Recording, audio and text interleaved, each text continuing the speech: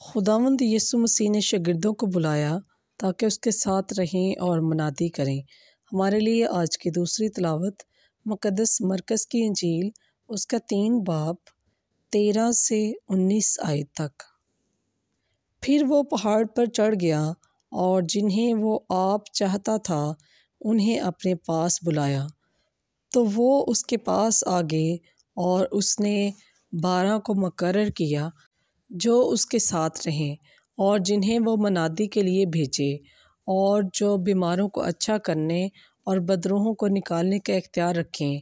اور اس نے یہ 12 مقرر کیے: شمعون جس کا نام اس نے پطرس رکھا، اور یعقوب بن زبدی اور یعقوب کا بھائی یوحنا جس کا نام اس نے بوانجس یعنی بسران تنودر رکھا، اور اندریاس اور فلبوس اور برتمائی اور متی اور توما اور یعقوب بن حلفائی اور تدائی اور شمعون کنونی اور یہودا اکسریوتی جس نے اسے پکڑوا دیا۔